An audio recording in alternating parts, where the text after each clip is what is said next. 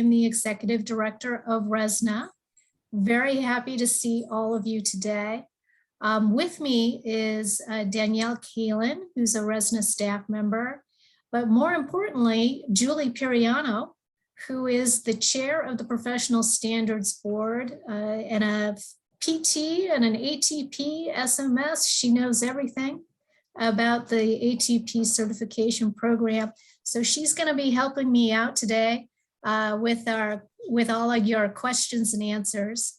Right now, I've got a short presentation to go through all the eligibility requirements and everything for the ATP recertification. One second, please. Danielle, do we have a transcription on? Live transcription? Yes, it is enabled. Thank you. Thank you. And we are also recording this to post on the website later, so just please keep that in mind. If you can keep yourself on mute during this first part, that would be great. As you have questions, please feel free to go ahead and type them into the chat. We'll be starting with the chat first when we open up for Q&A. But before we get started, I'd like to ask a question. On your toolbar, Zoom toolbar, you should be able to raise your hand or show an emoji. And I'm wondering how many folks are going through their first ATP renewal. If I could have a show of hands of how many folks are going through their first ATP renewal. So I see 1, 2, 3, 4, 5, 6, 7, 8. Okay, good. We've got a good group of folks who are, this is their first time through, and we've got folks who have done this before, so no worries. We will hopefully get to everyone's questions during this time. And thank you so much for joining. So I'll go ahead and get started. The first thing to understand is, why is ATP recertification required every 2 years? You might be wondering that. Why do we say every 2 years? And the reason is that technology, as we all know, changes rapidly. It's changed just during the pandemic, where all of a sudden we're Zooming everywhere, right? And ATPs in particular need to keep their knowledge and skills current to remain relevant and provide that level of general competence that the ATP certification promises to consumers. So that's why we ask you to renew every 2 years. And going through this recertification renewal process helps to promote your current knowledge and skills and staying up to date. So that's why we do every 2 years. So to recertify, to renew your recertification, there are 2 things you need to demonstrate: work experience and continuing education. So those 2 things are what you will be demonstrating in the renewal process, and that will be your key to success. So let's talk about the work experience first. So we ask that you demonstrate that you are working as an assistive technology professional at least 1,000 hours over the 2-year period of your ATP. Now, what is 1,000 hours? What does that mean? That roughly translates to 0.25% full-time equivalency. So if you think of a full-time job as being 40 hours, a 50% equivalency or part-time is 20 hours, 0.25 is 10 hours a week of assistive technology work experience over the past 2 years. And that can be virtually or in person, as we know during the pandemic. So you are looking for 1,000 hours in relevant assistive technology related services over the past 2 years. Now, what do we mean by relevant AT work experience? We have a whole list up on the website with examples that you can refer to see what we mean by relevant work experience.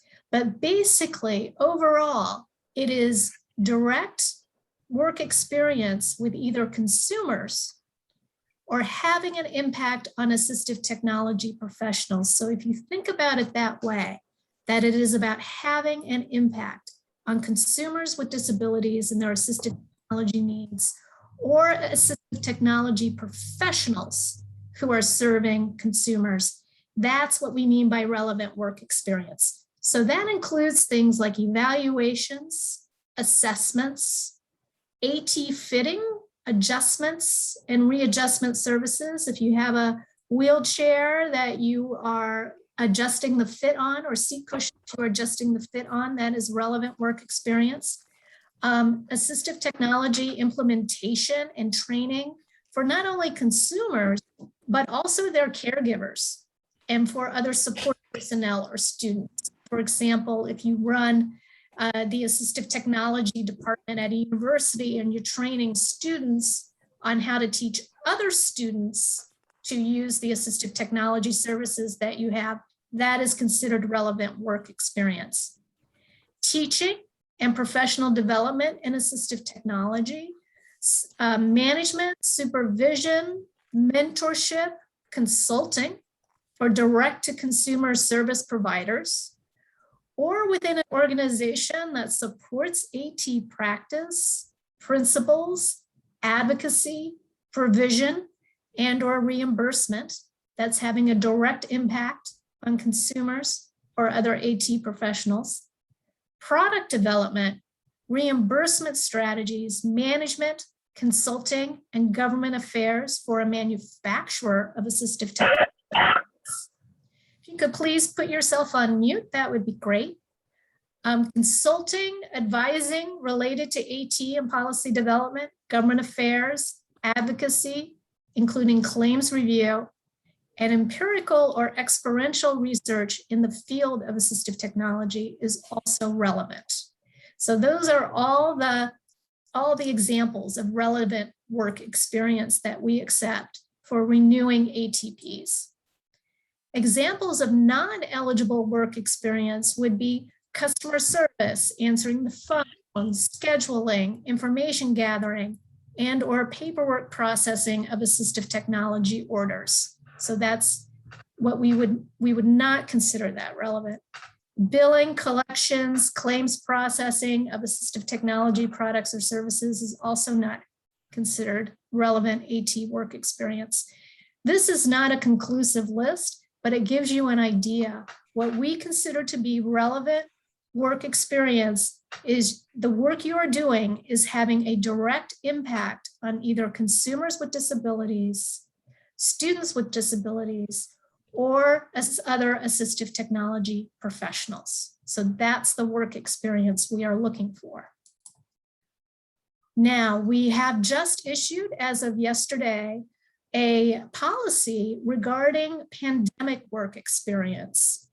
So if you are recertifying between September 1st, 2021 and April 1st, 2022, and you were not able to achieve the 1,000 hours of work experience these past 2 years due to the pandemic, your employer closed for a while, your school closed, you were not able to work, you may request a one-time only work experience exception. So when you recertify, you can request that exception. We have details on our website as to how to request that. It applies only to those who are recertifying between September 1st, 2021 and April 1st, 2022. Now, that's the work experience part. Let's go on to continuing education. In addition to work experience, we require that you keep learning. You keep learning about technology, you keep pushing yourself to learn about new things, and that's what being an ATP is all about. So we require that you document 20 hours of assistive technology related training over the 2-year period. This can include in-person or online courses, seminars, workshops, what have you. These 20 hours must include at least 10 hours of IACET accredited courses which provide 1.0 IACET CEUs. Now, some of you are probably confused. Don't worry about it. I'm going to explain in the next slide what that means. But it's 20 hours. Half of those hours should be from IACET accredited courses. The other 10 hours can be assistive technology courses that include continuing education credits, contact hours, in-services, or other types of continuing education. Or 2.0 academic credits from a recognized academic institution of higher education. So, for example, University of Pittsburgh offers a lot of online courses. If you take online courses adding up to 2.0 credits, that fulfills your continuing education requirement. Now, what is IACET and what are IACET CEUs? What do we mean by that?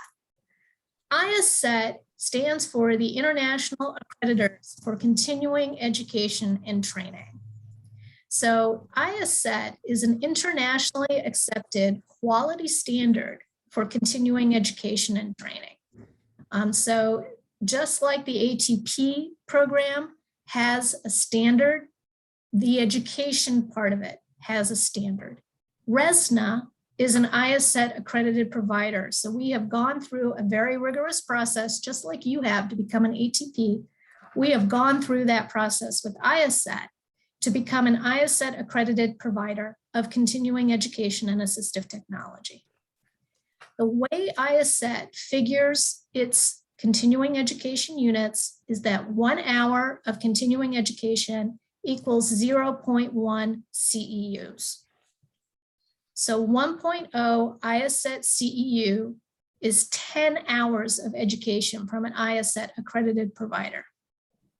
Now, quite honestly, I suggest you don't get hung up on the 0.1, 1.0, any of that stuff, because that's just how they calculate their CEUs. Why they do it this way is a mystery. I have no clue why they do it this way, but they do. Don't get hung up on that. Just remember that you need 10 hours of education from an IACET accredited provider. 10 hours. That's much easier to remember. Now, besides RESNA being an IACET CEU provider, are there other IACET CEU providers? Well, in the assistive technology field, we're actually really lucky because there are quite a few of assistive technology continuing education providers who are IACET accredited. Just like RESNA, they've gone through a very rigorous process to achieve a standard in their continuing education. So, for example, the AAC Institute offers IACET CEUs. NARTS offers IACET CEUs. New Motion offers education that is IACET accredited.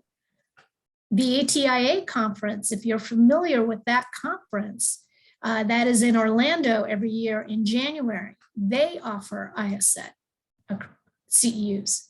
VGM US Rehab, which is a part of VGM, also offers it. And many manufacturers and institutions actually offer assistive technology education that is IACET accredited. So they are giving out IACET CEUs. Now, you can see a full list of IACET approved providers on the IACET website, which is IACET.org. But please remember that IACET accredits all kinds of providers, not just assistive technology providers. So they accredit providers who are offering education in emergency medicine, for example, or in teaching. You're looking for those providers that provide IACET continuing education in assistive technology. It has to be in assistive technology. Now, there are other types of CE, so keep in mind you have 20 hours of continuing education that you need to document. 10 of those hours must be from an IACET accredited provider, i.e. a quality provider which is what we consider ourselves to be, what ISET considers us to be. But you can also receive continuing education credits, contact hours, such as when a technology provider comes to your office and gives an in-service product demonstration. And there are also other types of CEUs. For example, on the RESNA website, we actually have a list of RESNA CEU providers. These are providers who give courses in assistive technology. They are not giving out ISET CEUs, but they are giving out RESNA CEUs. So those RESNA CEUs will be accepted for your ATP renewal.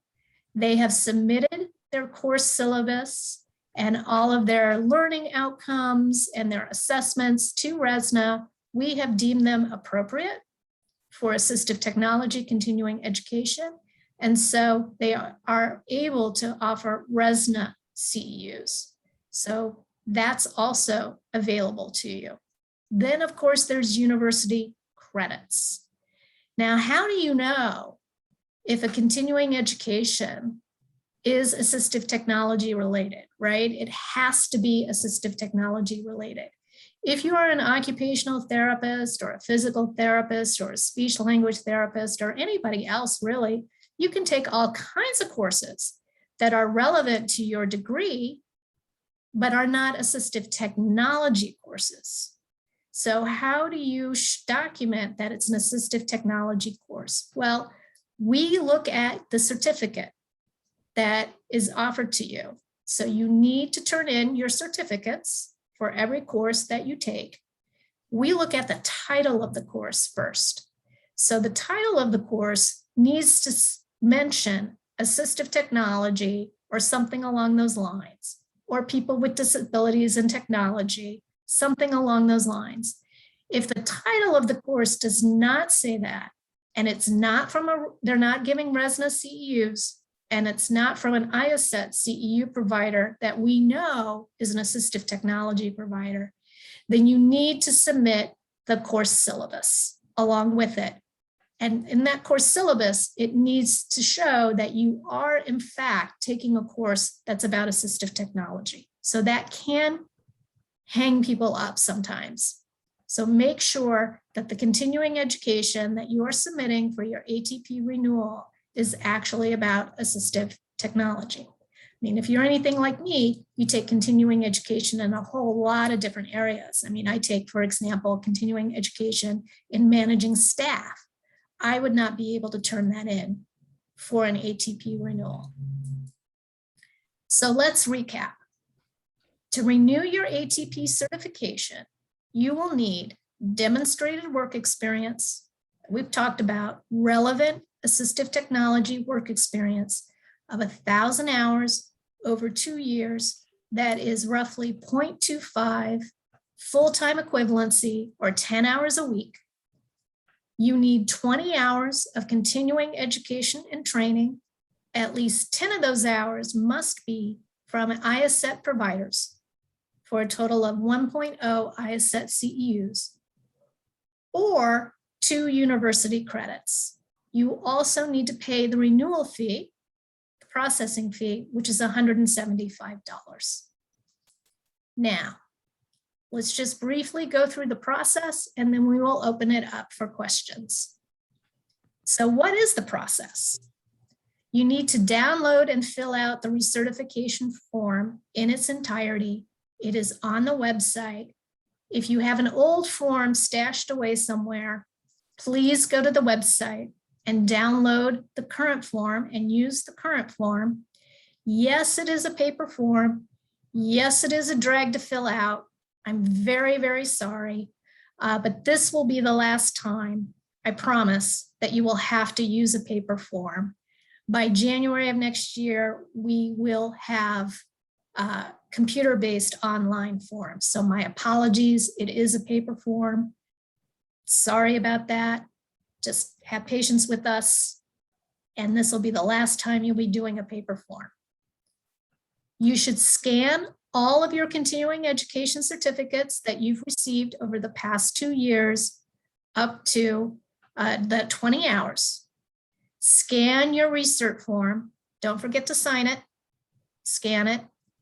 And then email your form and CE certificates, if possible, in one PDF to certification@resna.org. So we suggest you email your form and CE certificates to certification@resna.org rather than send them in the US mail, snail mail. The reason we recommend that is because the mail has gotten, is not always timely. So emailing, you can be assured that it's getting to the office. You will receive an email back that it's been received. We recommend that highly. Then an invoice will be placed in your Resna account, your Resna online account. You can pay securely online. We send you a link, or you can send a check to the address on the invoice. Either way is fine. Or your employer can call and pay for your recert over the phone with a credit card if that's what they want to do.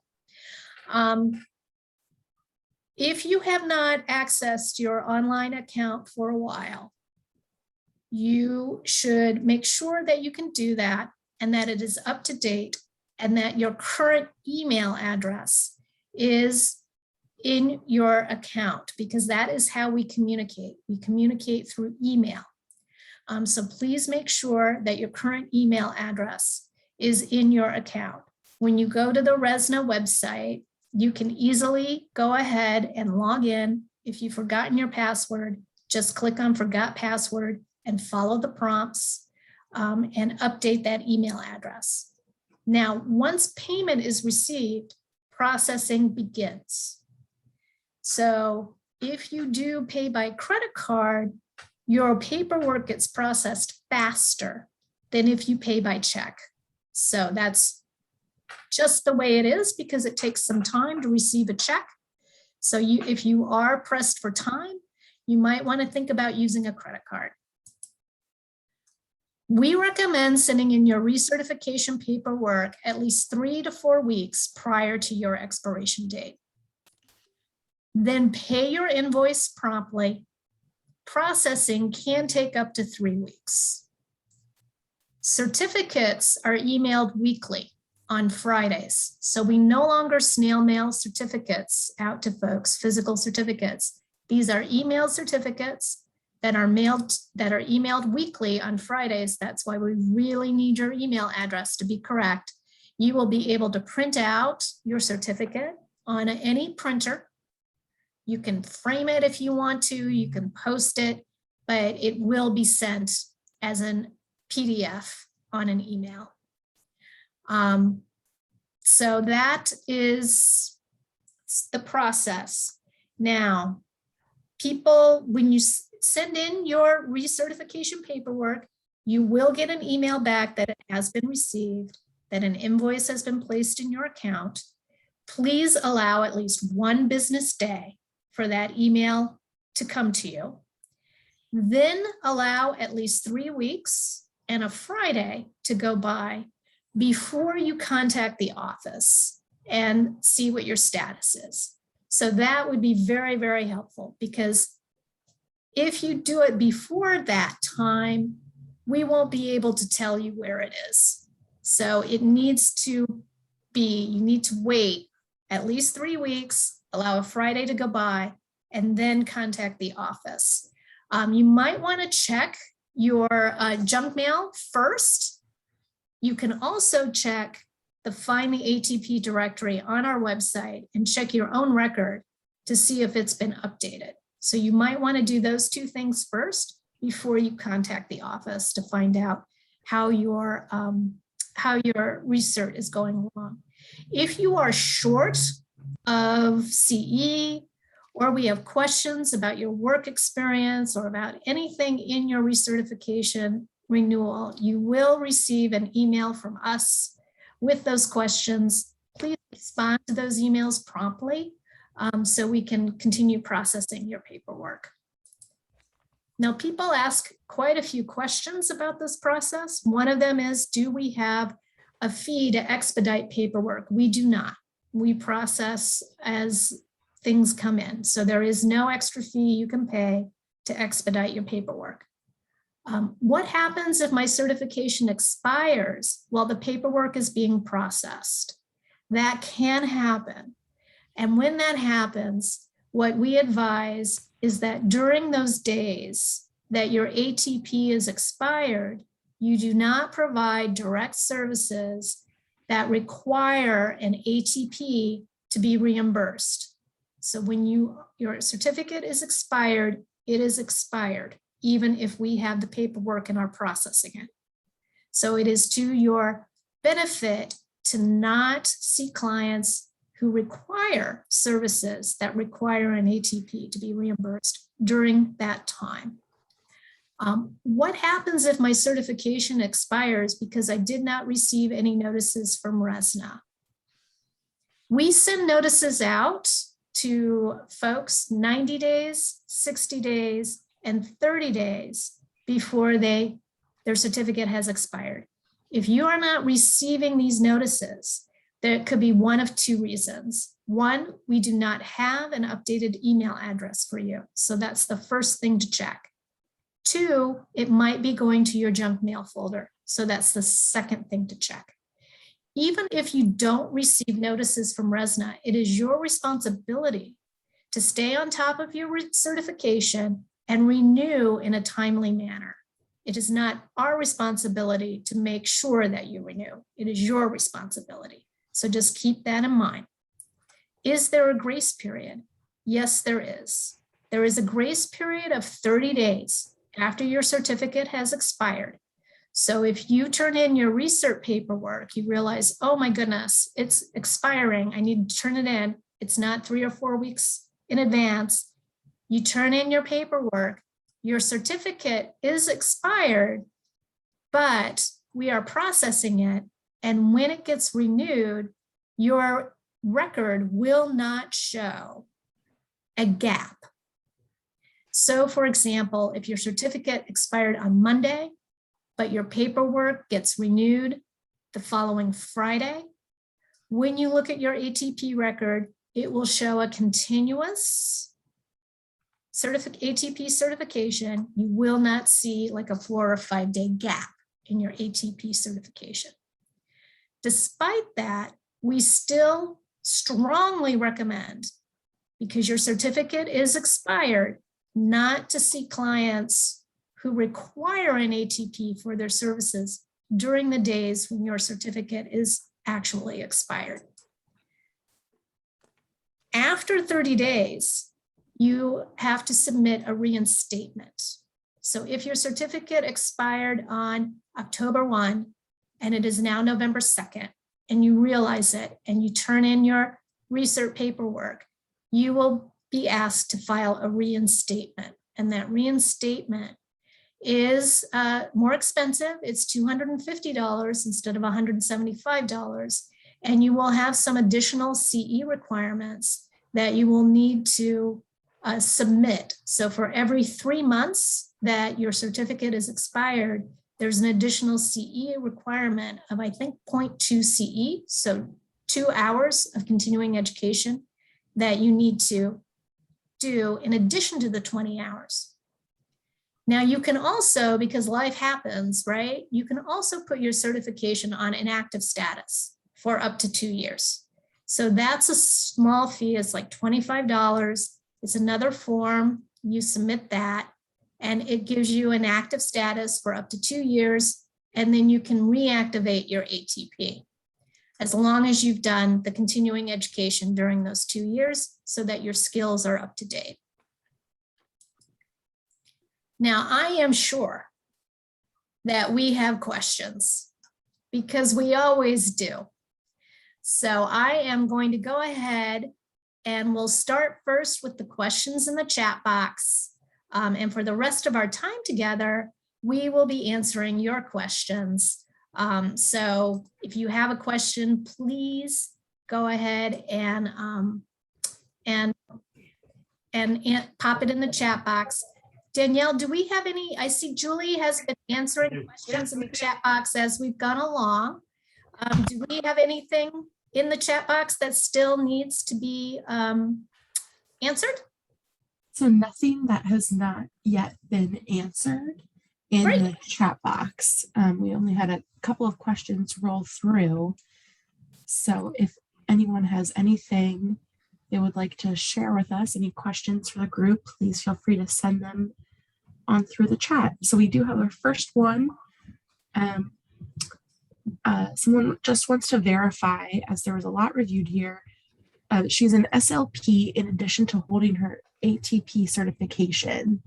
So any ASHA courses that they were to take are specific. Any ASHA courses that they would take that are specific to AAC would qualify for continuing education. Is that correct? Yes, it is correct. Mhm. I answered one of the questions and I said I would elaborate on the question with regard to continuing education because it is AT related. There is also the ability to submit courses that you've taken that are the direct AT related are no-brainers. It's the more indirect related to the practice of the provision of technology, consumer product matching of technologies, and the rest of the story with regard to standards of practice and code of ethics and those sorts of things. So if you take an ethics course, that would be indirectly related to the provision of or the practice of assistive technology practitioners and how they engage in the process. So an ethics course that is may be applicable for use with submission for CEUs. We had somebody that had taken a course on spasticity management, directly involved as a clinician in the provision of seating and wheeled mobility. And a course on spasticity management was very helpful in understanding the human body as it relates to spasticity, as it then relates to implementation of or consideration of technologies used for persons with spasticity. So it didn't have assistive technology in the course title, but was very applicable to the practice of that individual. And so that's why on the CEU slide and the information says that there are a lot of IACET accredited providers in a wide array of courses that are accredited. So if you took a business management course, not related. So, and there wouldn't be even a good way to indirectly relate it to provision of assistive technologies. It may be helpful in running your business, especially if you're in a private practice, but, and that's very helpful for keeping the doors open and being able to provide the services that you do. But there's neither a direct or an indirect connect to the provision of assistive technologies. So I figured that probably the majority of questions might center around continuing education. So I just wanted to start that conversation. Ohm's law related to power wheelchair troubleshooting and repair? Absolutely. The technical aspects and attributes of powered mobility are critical to understand in, and if you look at the standards of practice, it's the wide array from, repair and maintenance of chairs. It's not just the evaluation, it's not just the trial and simulation, the fitting, the delivery, the modifications, the adjustments, but it's the repair and maintenance. It's a wide spectrum of services that are directly related to people and technologies. So I don't see why tech classes would not count in the bucket of continuing education, because that is a critical component to the full spectrum of services that we are expected to engage in, either directly or to, as ATPs, to direct somebody else to engage in those, hang on a minute, in those services.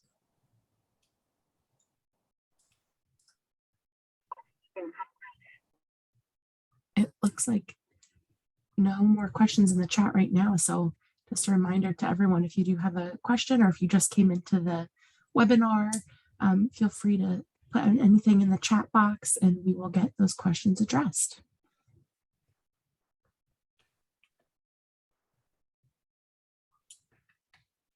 I do, while we're waiting for questions to come in, I do want to expand on the opportunity to place your certification in an inactive status. There are a lot of reasons why you might do that. If you've changed jobs, if you have had a baby, or it moved and are looking to, find a new job. If there is a medical reason, you've gone back to school, there's a whole host of reasons that practicing ATPs step away from the practice for a period of time. And that period of time is generally short, with the intent of coming right back, coming back into practice. But by putting your certification in an inactive status, it absolves the work experience requirement for recertification. So there would be an expectation that you're maintaining your education and knowledge in the area of AT, but the direct work experience requirement is eliminated when you come back into practice and reactivate. Great. There is one question that came up. Can you submit your recertification earlier than the 3 to 4 weeks prior to expiration? I saw Andrea put an answer in the chat. We, when you get that 90-day reminder, do it right then. That's because you're ahead of the game. You don't have any worries with regard to, any lapse in your certification. And I know in the seating and wheeled mobility space in particular, where the ATP certification is a requirement on the supplier side of things for certain third-party payers, if you've got a lapse, you've got a lapse. You are not in good standing with RESNA. And if you are in a lapsed period, but you engage in the activities as a certificant, that's going to pose a problem, because if that file ever gets called into question, it could actually result in accusations of filing a false claim, because the ATP certificate was not in good standing with RESNA on the day of the evaluation that it took place. So there are serious consequences related to it. It is very important to not have a lapse.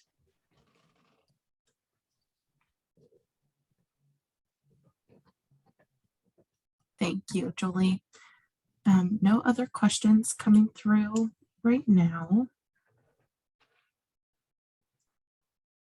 Let's just give people a few minutes.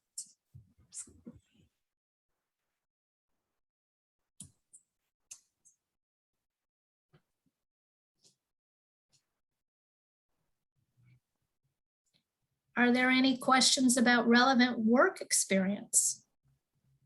Anyone want to ask about relevant work experience?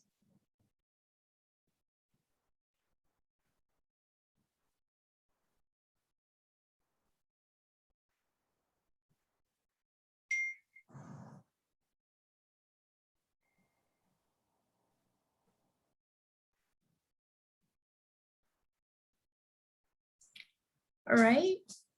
So I would suggest, Danielle, if you could put your email address up there for everybody, if as you're getting ready to recertify, if or as you're thinking through the information that was presented here today, if we close down and then you think of your question, we certainly would like to entertain that question, because it absolutely helps us.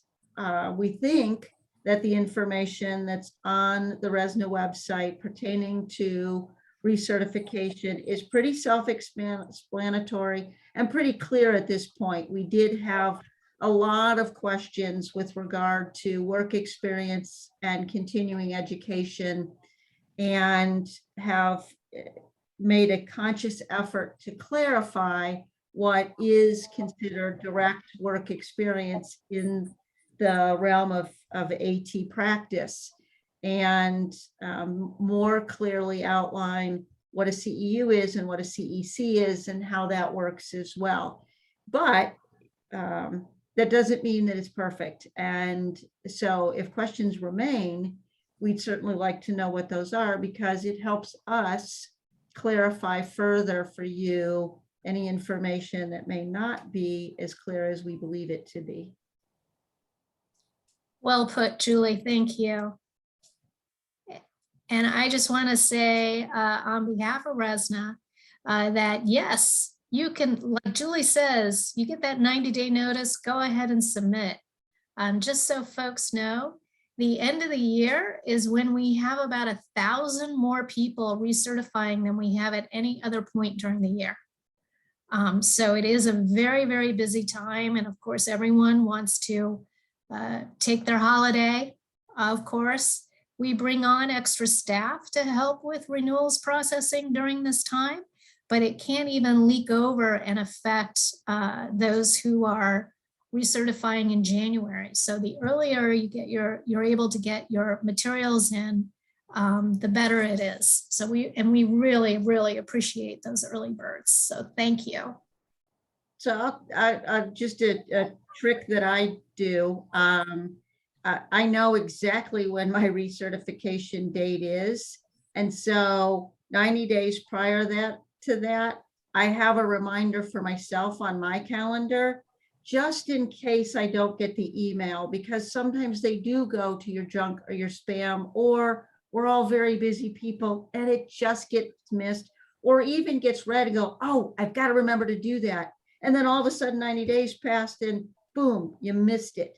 So put a reminder on your calendar and have it as a recurring reminder every week, so that you know, I've got to do it, I've got to do it, I've got to do it. And you sit down and you make time to do it. It's nice that RESNA reaches out to you and reminds you 90, 60, and 30 days beforehand. But the reality is, it's each and every one of our responsibilities to keep track of this on our own. We're big people and we have calendars. So it's not that hard to do.